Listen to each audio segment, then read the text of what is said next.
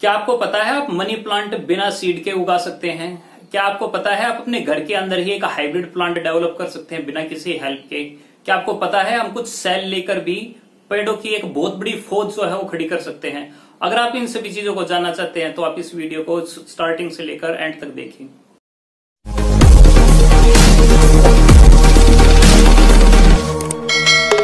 Hello everyone, I am Anil Kumar, your biology teacher. Hope you are doing great. Asexual reproduction की continuation के अंदर हमारा जो next asexual reproduction है उसको हम कहते हैं वेजिटेटिव प्रोपेगेशन। प्रोपेगेशन का मतलब क्या है? प्रोपेगेशन यानी कि रिप्रोडक्शन, यानी कि फॉर्मेशन ऑफ न्यू ऑर्गेनिज्म। लेकिन फॉर्मेशन ऑफ न्यू ऑर्गेनिज्म किससे होने लग रही है? किसी न किसी वेजिटेटिव पार्ट से होने लग रही है।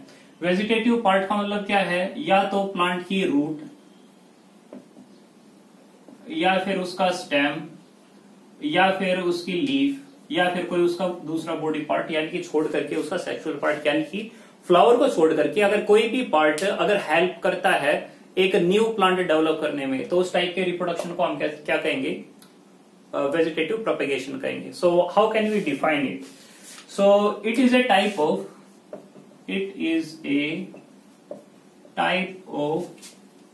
asexual reproduction in which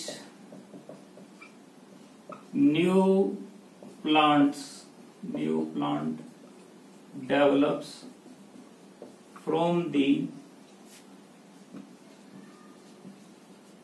vegetative part of old plant, या फिर हम कह सकते हैं पेरेंट प्लांट। यानी जो पेरेंट प्लांट है उसी पेरेंट प्लांट का कोई रूट या स्टेम या फिर लीफ, कोई भी पार्ट अगर उससे एक नया ऑर्गेनिज्म अगर डेवलप हो जाता है, यानी नया अगर प्लांट डेवलप हो जाता है, तो उसको हम कहते हैं वेजिटेटिव प्रोपेगेशन। अगर हम वेजिटेटिव प्रोपेगेशन को देखें तो इसको क्लासिफाई कर सकते हैं हम दो डिफरेंट क्लासेस के अंदर। एक नेचुरल एंड दूसरा है आर्टिफिशियल। नेचुरल जिसके अंदर ह्यूमन की रिक्वायरमेंट नहीं होती, पेड़ जो है अपने आप जो है रिप्रोड्यूस करता है। लेकिन जो आर्टिफिशियल है उसके अंदर ह्यूमन की एफर्ट के द्वारा कई सारे प्लांट जो है डेवलप किए जाते हैं। नेचुरल वेजिटेटिव प्रोपेगेशन के अंदर हम देखते हैं कि यहाँ पर कई सारे प्लांट जो है वो डेवलप हो जाते हैं विदाउट ह्यूमन की एफर्ट के। इसके अंदर हम अलग अलग एग्जांपल लेते हैं। पर्टिकुलरली जब हम वेजिटेटिव की बात करने लग रहे हैं तो हम एग्जांपल लेंगे कि रूट जो है उससे भी डेवलप हो जाता है, स्टेम जो है उससे भी डेवलप हो जाता है, और जो लीफ है उससे भी डेवलप हो जाता है एक नया प्लांट। नेचुरल वेजिटेटिव प्रोपेगेशन को हम डिफाइन कर सकते हैं कि it is the formation of new plant from bud present in plant root, shoot या लीफ विदाउट ह्यूमन एफर्ट। यानी कि अगर हम बिना ह्यूमन के एफर्ट के अगर प्लांट जो है बिना ह्यूमन की एफर्ट के बर्ड से अगर एक नेचुरली प्लांट जो है वो डेवलप कर देता है, तो हम उसको कह देते हैं कि वो एक नेचुरल वेजिटेटिव प्रोपेगेशन है। जैसे कि अगर आप देखिए शकरकंदी होती है, यानी कि हमारा जो स्वीट पोटैटो है, स्वीट पोटैटो के अंदर कई सारी बर्ड्स पाई जाती हैं। जो बर्ड है वो मेरिस्मेटिक टिश्यू होती हैं, और जो बर्ड है उनके अंदर अगर प्रॉपर अमाउंट में वाटर मिलता है और क्योंकि न्यूट्रिशन उनके अंदर पहले से स्टोर है, तो वो जर्मिनेट करने लग जाती है और जर्मिनेट करके एक नया प्लांट जो है डेवलप कर देती है। यानी कि जो कई सारे प्लांट जो डेवलप हुए स्वीट पोटैटो के, वो एक रूट से हुए हैं और रूट के ऊपर बर्ड थी जिसके द्वारा जो है कई सारी पैदा हुए हैं। तो ये बिना ह्यूमन के एफर्ट्स की वजह से हुआ है। एंड रूट जो है वो एक वेजिटेटिव पार्ट है, तो इसी वजह से हम उसको कह देते हैं कि it's a type of vegetative reproduction. आपने देखा होगा कि जैसे आप घास काट देते हैं, उसके बाद घास जो है नीचे गिरी हुई है और फिर उसके बाद में बारिश हो जाती है, तो धीरे धीरे करके ऑटोमेटिकली जो ग्रास जो है वो उग जाती है। इसका कारण क्या है? कारण एक सीधा सा है कि जो स्टेम है उनके अंदर भी छोटी छोटी ऐसी बर्ड जो है वो बच जाती है। एंड जब उनको न्यूट्रिशन मिलता है, जब उनको वाटर मिलता है, तो वो जर्मिनेट करती है और जर्मिनेट करके नया प्लांट जो है दे देती है। अगर हम स्टेम के अंदर भी देखें तो अगर हम पोटैटो के प्लांट को देखें तो जो पोटैटो का प्लांट है उसके नीचे जो है एक बड़ा सा पार्ट जो प्रेजेंट होता है हम उसको बोलते हैं ट्यूबर। और जो ट्यूबर है वो एक ऐसी स्ट्रक्चर है जिसकी कोई वेल डिफाइंड फॉर्म जो है वो नहीं होती, वो किसी फॉर्म में हो सकता है, बट उसके अंदर फूड स्टोर होता है।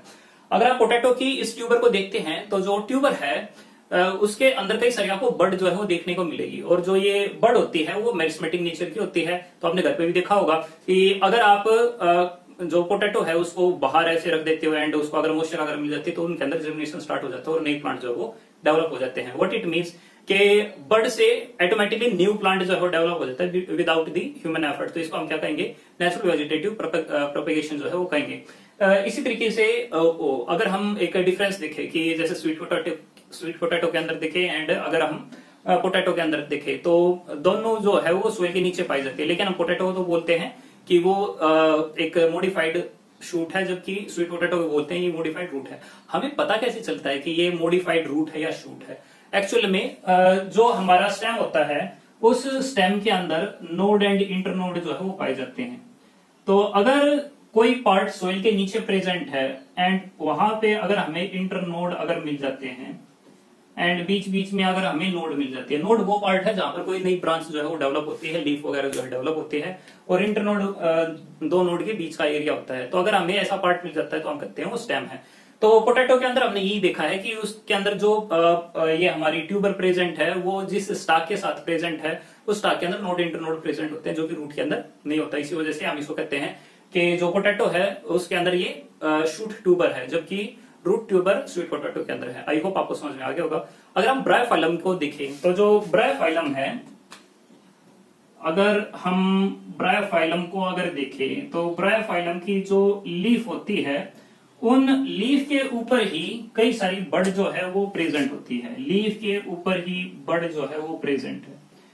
और जो ये लीफ की बड है ब्रायोफाइलम के ऊपर, ये जर्मिनेट कर जाती है और जर्मिनेट करके स्टेम जो है वो डेवलप करने लग जाती है और जो रूट जो है वो डेवलप होने लग जाता है। इनसे स्टेम भी डेवलप होने लग गया, रूट भी डेवलप हो गया। उसके बाद क्या होता है कि ये जो छोटी छोटी प्लांटलेट है, प्लांटलेट जो है वो टूटती है, टूट के नीचे गिरती है और नीचे गिरने के बाद में इनके अंदर ऑटोमेटिकली न्यूट्रिशन जो है ये लेने लग जाती है और एक न्यू प्लांट जो है डेवलप कर देती है। तो जो न्यू प्लांट बने हो किससे बने हैं? लीफ की बड से बने हैं। तो इसका मतलब लीफ के अंदर अगर बड हो तो उससे भी न्यू प्लांट जो है डेवलप हो जाते हैं। तो हमने यहाँ पे देखा कि डिफरेंट टाइप के प्लांट जो है वो डेवलप हो सकते हैं। डिफरेंट टाइप की बड वो रूट के ऊपर भी हो सकती है, स्टेम के ऊपर भी हो सकती है और लीफ के ऊपर भी हो सकती है। आर्टिफिशियल वेजिटेटिव प्रोपेगेशन का मतलब है कि production of new plant from old plant part, from old plant part with the help of human effort। देखो एक बात तो क्लियर सी है कि वेजिटेटिव प्रोपेगेशन का मतलब है ये कि एक न्यू प्लांट जो है डेवलप होगा। किससे डेवलप होगा? जो ओल्ड प्लांट है उसके पार्ट से डेवलप होगा। लेकिन कहीं पे ह्यूमन की एफर्ट अगर लग जाए तो वो आर्टिफिशियल हो गया, कहीं पे ना लगे तो यानी वो नेचुरल हो गया। जैसे कि कटिंग है, अगर हम इसके टाइप की अगर बात करें, कटिंग जैसे शुगर केन है भाई, तो शुगर केन जो होता है उसके अंदर कई सारे पोर्स प्रेजेंट होते हैं, नोड इंटरनोड काफी ज्यादा होती है। अगर किसी पोर को जिसके पास में बड प्रेजेंट है अगर हम उसको काट लें उस पोर को एंड फिर उसके बाद सोइल के अंदर अगर ग्रो कर देंगे तो सोइल के अंदर अगर हम उसको बोएंगे तो फिर धीरे धीरे करके उसकी रूट जो है डेवलप होने लग जाती है और कंप्लीट एक न्यू प्लांट जो है डेवलप हो जाता है। अब जो नया प्लांट डेवलप हुआ कैसे हुआ है? कटिंग के द्वारा हुआ है। ठीक है, इसी तरीके से होता है हमारा जो मनी प्लांट है उसके अंदर भी हम ऐसे ही करते हैं कि हम उसके अंदर जो स्टेम है वो काट लेते हैं, लेकिन स्टेम के काटने के ऊपर इतना ध्यान रखते हैं कि उसके पास एक लीफ जो है वो जरूर होना चाहिए। फिर उसको बाद उसको पानी के अंदर डाल देते हैं, फिर वो ऑटोमेटिकली जो है वो जल्दी जो है ग्रो हो जाता है। रोज के अंदर जो है हम इसी तरीके से करते हैं कि उसके पास बड हो तो हम काट देते हैं, फिर उसके बाद में उसको शो करते हैं, जिसकी वजह से एक न्यू प्लांट जो है वो डेवलप हो जाता है। सो ऐसा काम जो है हम कई सारे डिफरेंट प्लांट के ऊपर करते हैं। एक दूसरा मेथड है जिसको हम कहते हैं लेयरिंग। अब लेयरिंग क्या है? मान लो कि ये एक प्लांट है, लेट्स से ये प्लांट है एंड इस प्लांट की ये कई सारी ब्रांचेस हैं। तो एक ब्रांच को हम सोइल के नीचे लेके जाएं, उसको काटे ना, एंड फिर उसके बाद में उसको वापस ऊपर की तरफ जो है उसका जो लीफ पार्ट जो है उसको ऐसे रेंज जो है वो कर दे। तो अगर हम यहाँ पे देखें तो है तो एक ही प्लांट है ना, लेकिन इस प्लांट पे हम क्या करें, इस प्लांट को हम थोड़ा सा छील सा दें एंड यहां पर अगर हम इसको न्यूट्रिशन अगर प्रोवाइड करेंगे, ग्रोथ फैक्टर जो है वो अगर प्रोवाइड करेंगे एंड उसको पानी अगर देंगे, तो कुछ टाइम के बाद क्या होगा, यहां से रूट जो है वो डेवलप होने लग जाएगी। वो जो रूट जो है वो थोड़ी बड़ी होने लग जाएगी, मैच्योर होने लग जाएगी एंड अल्टीमेटली इसकी रूट डेवलप हो चुकी है, स्टेम जो है वो डेवलप हो चुका है एंड ऊपर लीफ तो है ही। तो अगर हम इस पार्ट को अगर काट देते हैं तो एक न्यू प्लांट जो है वो डेवलप हो जाता है इसी से ही। तो इस टाइप के जो प्लांट हुए हैं वो पहले वाली प्लांट की एक ब्रांच को आगे बढ़ाने की वजह से हुए हैं, यानी कि लेयर बनाकर हुए हैं। इसी वजह से हम इस टाइप के रिप्रोडक्शन क्या देते हैं, लेयरिंग। थर्ड एक टाइप है जिसको हम बोलते हैं ग्राफ्टिंग। अब ग्राफ्टिंग क्या होता है, ग्राफ्टिंग होता है दो डिफरेंट प्लांट को आपस में कंबाइन कर देना एंड फिर उसके बाद में वो जो हाइब्रिड प्लांट है उससे अपना अच्छा जो फ्रूट जो है वो कैप्चर करना। यूजुअली हम इसके अंदर क्या करते हैं कि एक हम स्टॉक लेते हैं, एक स्कायम जो है वो लेते हैं। लेट्स से हमारे पास दो प्लांट थे, एक हमारे पास ऊपर वाला प्लांट था एंड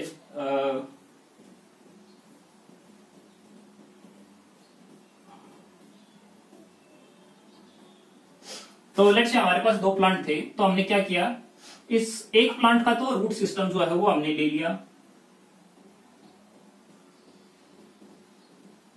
एंड जो दूसरा जो प्लांट है उसका हमने शूट सिस्टम जो है वो ले लिया और इसका जो रूट सिस्टम है वो उसके शूट सिस्टम के अंदर जो है कंबाइन कर दिया। और कंबाइन करने के बाद में लेट्स सी कि इसके अंदर क्या होता है। तो अगर हम किसी का रूट सिस्टम अगर ले लेते हैं दो डिफरेंट प्लांट को जोड़ने के लिए, तो उसको हम क्या देते हैं, स्टोक। और अगर किसी का शूट सिस्टम ऊपर वाला अगर पार्ट लेते हैं तो उसको बोलते हैं स्कायम। स्टॉक जो है वो नॉर्मल वही होना चाहिए जिसका रूट सिस्टम जो है काफी अच्छे से डेवलप हो चुका हो। यूजुअली हम उन प्लांट के अंदर करते हैं जिन प्लांट के अंदर काफी अच्छा रूट सिस्टम हमें देखने को मिलता है एंड शूट सिस्टम हम उनका लेते हैं जिनके अंदर फ्रूट जो है अच्छी क्वालिटी के आते होते हैं, यानी कि दो डिफरेंट वैरायटी हो उनके बीच में हम ले सकते हैं। जैसे एप्पल की वैरायटी है उसके बीच में जो है हम ले सकते हैं, गवावा है उस अलग अलग जो प्लांट है उसके अंदर जो हम ले सकते हैं, ऐसे दूसरे प्लांट के अंदर भी ले सकते हैं एंड दोनों प्लांट को आपस में जोड़ देते हैं। अब ये ध्यान रखने की जरूरत है कि जो प्लांट है उसके अंदर एक लेयर होती है जिसको कहते हैं कैम्बियम। इसके अंदर एक लेयर है जिसको कहते हैं कैम्बियम। वो जो कैम्बियम की लेयर है वो ऊपर वाली लेयर और नीचे वाली लेयर के साथ में कनेक्ट होनी चाहिए। अगर नहीं कनेक्ट होगी तो ये आपस में जुड़ नहीं पाएंगे। रिमेंबर, हमने दो प्लांट को आपस में काटा है एंड इस तरीके से काटा है कि ये इसके अंदर डल जाए। लेकिन अगर हमने अंदर डाल भी दिया है तो अगर हम कैम्बियम जो इसके अंदर मेरिस्मेटिक टिश्यू की एक लेयर है, अगर वो इसके साथ में कनेक्ट नहीं हुई तो वो सेल जो है एक दूसरे के साथ नहीं जुड़ पाएंगे एंड अल्टीमेटली क्या होगा, हमने जो काम किया है उसका कोई रिजल्ट जो है वो नहीं आएगा। तो इसी वजह से हमें ये ध्यान रखना होता है कि जो स्टोक एंड स्कायम है उसकी जो कैम्बियम की जो रिंग है वो आपस में मैच करती है। उसके बाद हम क्या करते हैं, इसको जो है ऊपर से व्रैप कर देते हैं। इसको ऊपर से व्रैप कर दिया, किससे हम व्रैप करेंगे, नॉर्मली जो पॉलीथीन जो है उससे व्रैप कर देते हैं। साथ में जो इसके अंदर ग्रोथ फैक्टर जो है वो डाल देते हैं, इसके अंदर कुछ इंसेक्टिसाइड जो है वो डाल देते हैं ताकि कोई इंसेक्ट पैच जो है वो आके यहाँ पे इसको खाना जो है वो स्टार्ट ना करे। एंड थोड़े टाइम के बाद में देखते हैं कि दोनों के अंदर जो कैम्बियम की जो रिंग है वो एक हो जाती है और अल्टीमेटली प्लांट के अंदर ग्रोथ जो है फिर दोबारा से रिज्यूम हो जाती है और एक नया प्लांट जो है बन जाता है। सो ये जो हमने डिफरेंट टाइप के रिप्रोडक्शन पढ़े हैं इनके अंदर कुछ फायदा भी है और कुछ नुकसान भी है। जैसे वेजिटेटिव प्रोपेगेशन का फायदा क्या है, फायदा ये है कि हमें कम टाइम के अंदर ढेर सारे प्लांट जो है वो बनाने को आसानी से जो है मिल जाते हैं। ठीक है, तो इसका मतलब यही है कि हमें वेट करना नहीं पड़ेगा सीड बनने का, या फिर फ्लावर नहीं बनेंगे तो सीड नहीं बनेंगे तो उनका वेट करने की हमें जरूरत नहीं होती। तो जो प्रोग्रेस है एग्रीकल्चर की वो काफी फास्ट हो जाती है। तो इसी वजह से रिलेटिवली फास्ट भी है, ज्यादा जो प्लांट जो वो ग्रो हो जाते हैं। अगर हमने एक अच्छी वैरायटी डेवलप कर ली है उसके बाद में वेजिटेटिव प्रोपेगेशन करना ही ठीक है, क्योंकि उससे जो अच्छी वैरायटी है उसकी जो पॉपुलेशन बहुत ज्यादा बढ़ा देंगे, जिससे हमें फ्रूट जो है काफी ज्यादा अमाउंट में मिल पाएगा। ठीक है, लेकिन इससे कुछ नेगेटिव इंपैक्ट जो है वो पड़ते हैं क्योंकि सारे प्लांट एक जैसे हैं, तो इस वजह से इनके अंदर हाइब्रिड वाइब्रिड जो है वो ज्यादा नहीं बनता, यानी कि इनके अंदर वेरिएशन जो है वो ज्यादा नहीं होती। इसकी वजह से कोई ना कोई पैथोजन को लेकर ये जो है वनरेबल होते हैं, जिसकी वजह से कई सारे प्लांट जो है वो डिजीज की वजह से खत्म हो सकते हैं। इसके अलावा क्योंकि वेरिएशन नहीं आने लग रही तो इवोल्यूशन जो है वो इनके अंदर नहीं हो पाता। इसके अलावा एक बड़ी प्रॉब्लम ये भी है कि हम वेजिटेटिव प्रोपेग्यूल को स्टोर करके नहीं रख पाते। तो जैसे सीड होता है, सीड को तो हम स्टोर भी कर लेते हैं, उसको ट्रांसपोर्ट भी कर देते हैं, लेकिन कोई ऐसा थोड़ी ना होता है कि हम मतलब एक छोटा सा पार्ट ले एंड फिर उसको स्टोर कर ले, थोड़े टाइम में सूख जाएगा तो खराब हो जाएगा। तो what is the better option? Better यही है कि अगर हमें इमीडिएटली अगर यूज करना है तो वेजिटेटिव प्रोपेगेशन ठीक है, लेकिन लॉन्ग टर्म के लिए ये जो मेथड है वो यूज नहीं किया जा सकता। हमारा जो लास्ट टाइप का रिप्रोडक्शन है वो है टिश्यू कल्चर या फिर माइक्रो प्रोपेगेशन। तो हम वैसे अगर इसको अगर समझना चाहें तो इसको ब्रेक किया जा सकता है कैसे कैसे। माइक्रो एंड प्रोपेगेशन, माइक्रो का मतलब क्या होता है? स्मॉल, एंड यहाँ पर स्मॉल क्या है? स्मॉल टिश्यू है, यानी स्मॉल टिश्यू की हेल्प से अगर हम प्रोपेगेट अगर करवाएं, यानी कि कई सारे प्लांट अगर डेवलप करा दे तो उसको हम क्या कहेंगे? माइक्रो प्रोपेगेशन कहेंगे। आसान सी डेफिनेशन है ना। सो हम इसको कैसे डिफाइन करेंगे? It is the production of many plant in the laboratory by culturing small tissue या फिर cells of old plant in a culture medium। तो इंपॉर्टेंट है भाई, इंपॉर्टेंट क्या है? देखिए कई सारे प्लांट जो है वो हमें प्रोड्यूस करने हैं, ठीक है, और कई सारे जो प्लांट प्रोड्यूस होने लग रहे हैं वो किससे प्रोड्यूस होने लग रहे हैं? स्मॉल टिश्यू या जो सेल जो है उनसे प्रोड्यूस होने लग रहे हैं। तो क्या है इसको हम बाहर इन्वायरमेंट में करते हैं? नहीं। कहाँ करते हैं? लेबोरेटरी के अंदर करते हैं। और लेबोरेटरी के अंदर क्या ऐसे ही ग्रो हो जाएगा? नहीं, तो उसके लिए अलग से कल्चर मीडियम जो है वो बनाया जाता है। जो कल्चर मीडियम होता है वो एक न्यूट्रिशन का ऐसा मिक्सचर होता है जिसके अंदर ग्रोथ रेगुलेटर यानी ग्रोथ हार्मोन जो है वो प्रेजेंट होते हैं, उसके अंदर न्यूट्रिशन के लिए न्यूट्रिएंट जो है वो प्रेजेंट होता है, उसके अंदर सक्रोज जो है वो प्रेजेंट होता है, आगार जो है वो प्रेजेंट होती है, यानी कि कई सारी चीजों का मिक्सचर होता है जो अल्टीमेटली सभी चीज प्रोवाइड करता है एक सेल को या फिर टिश्यू को, जिससे कि वो फाइनली जो है ग्रो करके एक न्यू प्लांट जो है डेवलप हो सके। अब ये जो छोटे छोटे टिश्यू है या छोटे छोटे प्लांट जो है कैसे ग्रो कर पाते हैं? Well because they have a property which is called totipotency, and totipotency means toti यानी टोटल। तो यानी कि एक सेल्स है या फिर एक पर्टिकुलर टिश्यू है जिन्हें अंदर कैपेबिलिटी है कि वो न्यू प्लांट जो है वो फुली जो है प्रोड्यूस कर सकते हैं, तो उसको हम कहते हैं टोटियोपोटेंसी। सो लेट्स से हमारे पास एक प्लांट है, हमारे पास एक प्लांट है एंड हमने उसका एक छोटा सा पार्ट जो है काट के अलग ले लिया, ठीक है। जो हमने प्लांट यहाँ अलग लिया है उसको हमने कल्चर किया, किसके अंदर किया? एक टेस्ट ट्यूब के अंदर जो है वो किया हमने कल्चर उसको, और जो ये छोटा सा हमने प्लांट पार्ट लिया है उसको हम कल्चर करने लग रहे हैं एक कल्चर मीडियम के अंदर। तो कल्चर मीडियम हमने डिस्कस किया था, एक ऐसे टाइप का मिक्सचर है जिसके अंदर growth hormone, nutrient, sucrose, ions वगैरह सभी चीज प्रेजेंट है जो उसे ग्रोथ के लिए चाहिए। तो जो प्लांट हम पेरेंट प्लांट से लेते हैं उस पार्ट को हम बोलते हैं x plant. So this is x plant. X यानी पिछला पार्ट, यानी कि जो प्रीवियस प्लांट है उसका जो छोटा पार्ट हमने काट के कल्चर किया है हम उसको बोलते हैं कि वो एक्स प्लांट है, ठीक है। अब एक्स प्लांट को जब हम एक टेस्ट ट्यूब के अंदर कल्चर करते हैं तो इसके अंदर ऑक्सीजन और साइटोकाइनिन की अमाउंट जो है इक्वल होती है। ऑक्सीजन भी उतना ही होता है जितना कि साइटोकाइनिन हो, और ऑक्सीजन साइटोकाइनिन अगर इसके अंदर उतना ही होता है तो ऑक्सीजन जो है वो जनरली हेल्प करता है रूट डेवलप करने में और साइटोकाइनिन हेल्प करता है जो शूट है उसको डेवलप करने में। लेकिन दोनों की अमाउंट अगर बराबर है तो उसकी वजह से क्या होता है कि जो टेस्ट ट्यूब है उसके अंदर जो हमारा टिश्यू है वो डिवाइड तो करता है, लेकिन उसका डिवीजन कुछ इस तरीके से होता है कि उसके अंदर एक मास ऑफ सेल जो है वो बन जाती है, ना तो उसके अंदर रूट बनता ना शूट बनता, बस एक बहुत बड़ा मास ऑफ सेल जो है वो बन जाता है। यानी कि सेल जो है वो डिवाइड तो हो गई लेकिन उससे ना रूट बना ना स्टेम बना ना उससे जो है और कुछ बना। जब उसके अंदर कुछ भी ऐसी चीज बनी नहीं तो हम ऐसी जो स्ट्रक्चर होते हैं उसको बोलते हैं कैलस, ठीक है। क्या बोलते हैं हम इसको बोलते हैं हम कैलस। और कैलस जो है उसके अंदर पोटेंशियल काफी ज्यादा होता है, उसके हर सेल के अंदर पोटेंशियल होता है कि वो एक न्यू प्लांट जो है जनरेट कर दे। तो हम क्या करते हैं आगे चल के एंड उस टेस्ट ट्यूब के अंदर हम क्या करते हैं उसके अंदर ऑक्सीजन की अमाउंट जो है वो ज्यादा बढ़ा देते हैं। जब ऑक्सीजन की अमाउंट ज्यादा बढ़ती है तो जो कैलस है उससे रूट जो है वो डेवलप होने लग जाती है।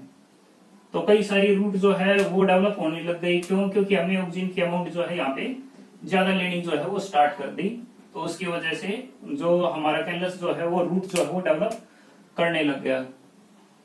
तो उसके बाद क्या होता है, उसके बाद हम फिर दोबारा से एक नई टेस्ट ट्यूब जो है वो लेते हैं और उस टेस्ट ट्यूब के अंदर क्या करते हैं हम साइटोकाइनिन की अमाउंट जो है वो ज्यादा कर लेते हैं। साइटोकाइनिन की ज्यादा अमाउंट करने से क्या होता है, स्टेम भी डेवलप होने लग जाता है, रूट जो है वो तो पहले ही डेवलप हो चुका था, और यहाँ पर कई सारी छोटी छोटी प्लांटलेट जो है वो डेवलप हो जाती है। अब जो प्लांटलेट है उसके पास स्टेम भी प्रेजेंट है, रूट भी उसके पास प्रेजेंट है, जो छोटी सी जो लीफ जो है वो उसके पास प्रेजेंट होती है। तो अगर हम इस प्लांटलेट को अगर बाहर अगर पोर्ट के अंदर उगाएं एंड उसको सेफर इन्वायरमेंट अगर प्रोवाइड कराएंगे तो यही जो है आगे चल के एक न्यू प्लांट जो है उसके अंदर ग्रो हो सकता है। तो एक नहीं कई सारी जो प्लांटलेट जो है वो कई सारी प्लांट के अंदर कन्वर्ट हो सकता है। तो हमने छोटे से ही टिश्यू से कई सारे प्लांट जो है डेवलप कर दिए, इसको हम क्या कहते हैं, माइक्रो प्रोपेगेशन जो है वो कहते हैं। माइक्रो प्रोपेगेशन का बहुत बड़ा फायदा यही है कि अगर कोई प्लांट है जिसका सीड नहीं है उसको भी जो हम रेप्लिकेट करवा सकते हैं। इसके अलावा अगर कोई डिजीज प्लांट है, जैसे कि कोई मैंगो का प्लांट है एंड मैंगो प्लांट के अंदर कोई वायरस जो है वो आ चुका है, तो हम क्या करेंगे, उसका मेरिस्मेटिक टिश्यू लेंगे एंड उसको कल्चर करवाएंगे मेरिस्मेटिक कल्चर के द्वारा एंड फिर उसके बाद में कई सारे प्लांट जो ग्रो होंगे, जो भी प्लांट ग्रो होंगे उनके अंदर वो वायरस वाली डिजीज नहीं होगी, क्योंकि मेरिस्मेटिक टिश्यू इस टाइप के टिश्यू होते हैं जो वायरस के द्वारा इन्फेक्टेड नहीं होते हैं। इसमें ये एक ऐसी टेक्नोलॉजी है जिसके द्वारा हम कई सारे प्लांट जो है थोड़े से स्पेस के अंदर जो है ज्यादा ग्रो कर सकते हैं और 100% सभी की ग्रोथ जो है होगी। नॉर्मल इन्वायरमेंट के अंदर लेके जाएंगे तो अगर 100 प्लांट अगर उगाए तो उनमें से 50 या 30 जो है वो ग्रो होंगे, क्योंकि सबको जो है अलग से ग्रो करने के लिए जो है स्पोर्ट जो है वो चाहिए होती है। लेकिन लेबोरेटरी के अंदर ही जब हम इतने सारे प्लांट अगर ग्रो करने लग रहे हैं तो वहां पर ऐसे कोई दिक्कत नहीं होती। इसके मतलब यही है कि फास्टली जो है कई सारे प्लांट जो ग्रो हो जाते हैं। एसेक्सुअल रिप्रोडक्शन करके जितने भी ऑफस्प्रिंग प्रोड्यूस होते हैं वो सारे के सारे क्लोन्स होते हैं। क्लोन का मतलब क्या है, एक ऐसा ऑर्गेनिज्म जो जेनेटिकली प्लस में मॉर्फोलॉजिकली दोनों तरीके से सेम हो। तो अगर कोई जेनेटिकली और मॉर्फोलॉजिकली होता है बाहर की उसकी शेप साइज स्ट्रक्चर, अगर वो बिल्कुल हूबहू वैसा ही हो यानी एकदम जुड़ा कॉपी हो, तो इसका मतलब हम क्या कहेंगे कि वो ऑर्गेनिज्म कैसा है, क्लोन है। नॉर्मली जो हमारा एसेक्सुअल रिप्रोडक्शन होता है वो माइटोसिस के ऊपर बेस्ड है। माइटोसिस का मतलब क्या है कि स्टार्टिंग में हमारे पास जो सेल होती है एंड उसके पास जो डीएनए होता है, तो जब भी सेल डिवाइड करेगी तो पहले सेल का जो न्यूक्लियस जो है वो डिवाइड करेगा, उसके अंदर जो डीएनए जो है वो रेप्लिकेट करेगा, और जब उसके अंदर डीएनए जब रेप्लिकेट करेगा तो फिर एक के अंदर एक डीएनए चला जाएगा और दूसरे के अंदर जो है दूसरा डीएनए जो है चला जाएगा। तो यहाँ पे इसके पास एक डीएनए जो है वो चला गया, इसके पास जो है दूसरा डीएनए जो है वो चला गया। तो अगर हम यहाँ पर देखें तो एक जो पेरेंट सेल थी उस पेरेंट सेल से दो डॉटर सेल जो है वो बनी है, और जो डॉटर सेल यहाँ पर बनी है उन डॉटर सेल के अंदर जो अंदर डीएनए है, ये जो अंदर वाला जो डीएनए है ये वही डीएनए है जो पेरेंट के अंदर डीएनए था। यानी कि पेरेंट के डीएनए के अंदर यहाँ पर रेप्लिकेशन हुआ है, यहाँ पर रेप्लिकेशन हुआ है with the help of chemical process and उसके जैसा एक नया डीएनए जो है बना है, यानी कि एक टाइप की एक जीरोक्स कॉपी जो है वो बनी है एंड वहीं फिर अगले डॉटर जो सेल है उसके अंदर गई है। अब इससे होगा क्या, अब देखो एक सिंपल सी चीज है, अगर एक ही ऑर्गेनिज्म से डीएनए जो है चलने लग रहा है तो जेनेटिक इन्फॉर्मेशन जैसी उस टाइम पे थी वैसी अगली जनरेशन के अंदर होगी, जिसकी वजह से कोई नई इन्फॉर्मेशन उसके पास नहीं मिल पाती। अगर इन्वायरमेंट के अंदर कोई भी चेंज होता है तो उसको काउंटर करने के लिए उनका डीएनए कोई अलग से ऐसे प्रोटीन नहीं बना सकता जो उसको उस इन्वायरमेंट के अंदर अडॉप्ट कर सके, क्योंकि उसके अंदर उस टाइप के प्रोटीन बने ही नहीं गए। तो इसी वजह से उनका जो सर्वाइवल रेट जो है वो रिलेटिवली काफी कम हो जाता है। तो जो एसेक्सुअल रिप्रोडक्शन है उसकी बहुत बड़ी ड्रॉबैक यही है कि उसके अंदर कोई वेरिएशन नहीं आ पाते, क्योंकि वो जो है यूनिपेरेंटल रिप्रोडक्शन होता है। इसके अलावा अगर हम ये देखें कि अगर उसके अंदर वेरिएशन आ गया, वेरिएशन यानी अगर डिफरेंसेस इन कैरेक्टर अगर उसके अंदर आ जाते हैं तो उसको फायदा हो सकता है। जैसे कि कुछ बैक्टीरिया हैं वो एक ऐसे इन्वायरमेंट के अंदर रहते हैं जहां पर अराउंड 25 डिग्री का टेम्परेचर जो है रहता है, तो बैक्टीरिया अपनी पॉपुलेशन बढ़ाते रहेंगे तो उनके डीएनए के अंदर जो जीन है वो वैसी ही रहेगी जैसे पहले वाली थी, यानी कि इस टाइप के प्रोटीन डेवलप करेगी जिससे कि वो 25 डिग्री सेल्सियस के ऊपर जो है ग्रो करते रहे। लेकिन अगर कभी इन्वायरमेंट चेंज हो भी गया तो मान लेते हैं कि अगर वो 25 से अगर 40 अगर पहुंच जाए टेम्परेचर, जैसे गर्मियों के टाइम पे पहुंच पाता है, तो जो बैक्टीरिया उनके पास डीएनए तो वही था जो उसके पेरेंट के अंदर था, तो उसकी वजह से उनके अंदर ऐसे प्रोटीन नहीं बन पाएंगे जो 40 डिग्री सेल्सियस के ऊपर कुछ नए प्रोटीन बना सके जिससे कि उन बैक्टीरिया के अंदर अडेप्टेशन जो है वो आ सके। तो अगर ऐसा नहीं होगा तो वो सारे के सारे बैक्टीरिया जो है खत्म हो जाएंगे। इवन अगर हम किसी एक स्पीसीज के अंदर देखें, कोई एक स्पीसीज जो है कंप्लीटली एक ही बीमारी से मर सकती है। कैसे? अगर उसके अंदर डीएनए की अलग अलग डाइवर्सिटी जो है, यानी कि डीएनए के लिए अलग अलग जीन जो है वो ना हो। तो ये एक बहुत बड़ा ड्रॉबैक है। क्या एसेक्सुअल रिप्रोडक्शन के अंदर वेरिएशन ना के बराबर होते हैं? देखिए थोड़े बहुत होते तो हैं, क्योंकि डीएनए की जब कॉपी होती है तो माइनर से वेरिएशन आते हैं, बट जब भी 10th क्लास के लेवल के हिसाब से क्वेश्चन आता है तो हाँ, इनके अंदर कोई भी वेरिएशन नहीं आ पाता। ये एक एसेक्सुअल रिप्रोडक्शन की बहुत बड़ी ड्रॉबैक है। तो आई होप आपको ये लेक्चर जो अच्छा लगा होगा। लाइक शेयर और सब्सक्राइब करें। Thank you for watching.